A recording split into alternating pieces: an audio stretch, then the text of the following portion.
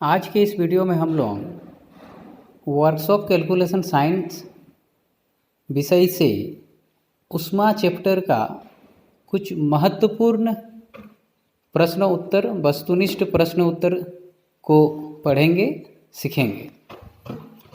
पहला सवाल है, वस्तु को गर्म करने पर उसके अणुओं की चाल बढ़ जाएगी या उसकी ऊर्जा कम हो जाएगी या फिर उसका भार बढ़ जाएगा या फिर उसका भार घट जाएगा।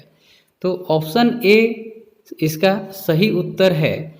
जब किसी वस्तु को हम गर्म करते हैं तो उसके अणुओं की चाल जो है बढ़ जाती है। ऑप्शन ए इस प्रश्न का सही उत्तर है। दूसरा क्वेश्चन है, किसी वस्तु का ताप किसका सूचक है? ऑप्शन ए उसके अणुओं की कुल ऊर्जा का, ऑप्शन बी उसके अणुओं की औसत ऊर्जा का, ऑप्शन सी उसके अणुओं के कुल वेग का या ऑप्शन डी उसके अणुओं के औसत गतिज ऊर्जा का। तो इसका सही उत्तर है इस प्रश्न का ऑप्शन डी। किसी वस्तु का ताप जो है उसके अणुओं के औसत गतिज ऊर्जा का सूचक होता है। चलिए तीसरा क्वेश्चन है, वस्तु का ताप सूचित करता है कि संपर्क करने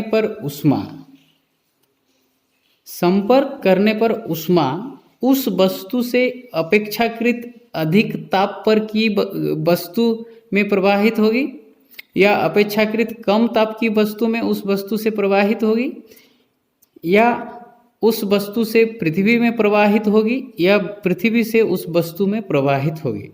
कहने का मतलब है, इस प्रश्न का मतलब है, आपके पास मान लीजिए एक गर्म लोहे का छड़ है और एक कम गर्म लोहे का छड़ है।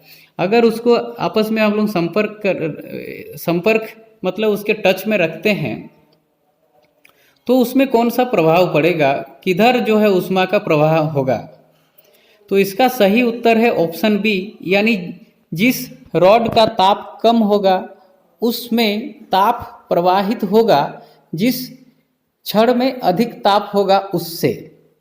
कहने का मतलब जो अधिक गर्म है उससे ताप प्रवाहित होके बह के उसमें चल जाएगा जिसमें ताप कम है। चलिए अगला क्वेश्चन है, किसी वस्तु के ताप में वृद्धि का अर्थ है कि वस्तु की गतिज ऊर्जा बढ़ गई है या वस्तु की स्थितिज ऊर्जा बढ़ गई है या वस्तु की यांत्रिक ऊर्जा बढ़ गई है या ऊष्मीय ऊर्जा बढ़ गई है। तो हम बोलेंगे उस वस्तु का ऊष्मीय ऊर्जा बढ़ गई है। ऑप्शन डी, जब किसी वस्तु के ताप में वृद्धि होता है इसका मतलब उसमें ऊष्मीय ऊर्जा हीट एनर्जी जो है बढ़ जाती है। चलिए अगला क्वेश्चन है, जब किसी वस्तु को ठंडा किया जाता है तब उसके अणुओं की ऊर्जा बढ़ जाती है या उसकी चाल घट जाती है या उसका द्रव्यमान बढ़ जाता है या उसका भार बढ़ जाता है। तो इस प्रश्न का सही उत्तर है ऑप्शन बी, मतलब किसी वस्तु को जब हम ठंडा करते हैं तो उसके अणुओं की चाल जो है घट जाती है। चलिए अगला क्वेश्चन है, ऊष्मा एक प्रकार की ऊर्जा है जिसे कार्य में बदला जा सकता है। इसका प्रत्यक्ष प्रमाण सबसे पहले किसने दिया? तो इसमें 4 ऑप्शन दिया है। ऑप्शन है पहला डेवी, दूसरा है रमफोर्ड, तीसरा है सेल्सियस और चौथा है फ़ारेनहाइट। तो इसका सही उत्तर है ऑप्शन बी रमफोर्ड। इन्होंने जो है बताया था सबसे पहले कि ऊष्मा जो है एक ऊर्जा का ही प्रकार है।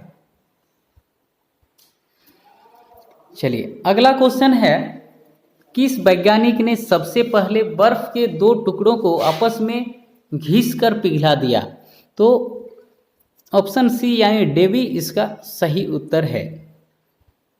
चलिए 8वां सवाल हम लोग पढ़ेंगे, जब कभी कार्य ऊष्मा में बदलता है या ऊष्मा कार्य में बदलती है तो किए गए कार्य और उत्पन्न ऊष्मा का अनुपात एक स्थिरांक होता है जिसे ऊष्मा का यांत्रिक तुल्यांक कहते हैं। इसका मान 3 4,186 जूल पर कैलोरी, या फिर 4.186 इंटू 10⁻7। ये जो है इसमें से ये सभी ऑप्शन जो है एक ही इस मान का वैल्यू तीनों का समान है, इसलिए ऑप्शन डी यानी उपयुक्त सभी इसका सही उत्तर है। चलिए अगला क्वेश्चन की ओर हम लोग बढ़ेंगे। निम्न में से कौन सही है? Option A W/Q is equal to J, दूसरा है W/Q इक्वल टू J, तीसरा है W/Q/W इक्वल टू J, और चौथा है J/Q इक्वल टू W। तो इसका सही उत्तर जो है, सही उत्तर है ऑप्शन ए, यानी जब हम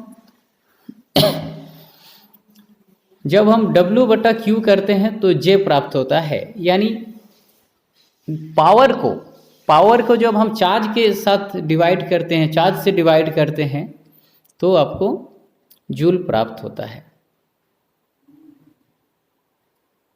चलिए इस वीडियो का लास्ट क्वेश्चन, जब कुछ पानी का लगातार मंथन किया जाता है तब उसका ताप बढ़ जाता है, उस क्रिया को हम लोग क्या कहते हैं? पहला ऑप्शन है ऊष्मा ऊर्जा का रूपांतरण ऊष्मीय ऊर्जा में होता है, दूसरा है ऊष्मीय ऊर्जा का रूपांतरण ऊष्मा ऊर्जा में होता है, तीसरा है यांत्रिक ऊर्जा का रूपांतरण ऊष्मीय ऊर्जा में होता है, और चौथा है ऊष्मीय ऊर्जा का रूपांतरण यांत्रिक ऊर्जा में होता है। तो ऑप्शन सी इस प्रश्न का सही उत्तर है।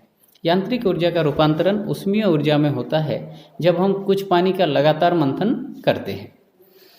तो इस वीडियो में हम लोग 10 महत्वपूर्ण हीट से संबंधित प्रश्न को हम लोग डिस्कस किए। आप सभी चैनल के साथ बने रहिए, और अगर नए हैं तो चैनल को ज़रूर सब्सक्राइब कीजिए। धन्यवाद।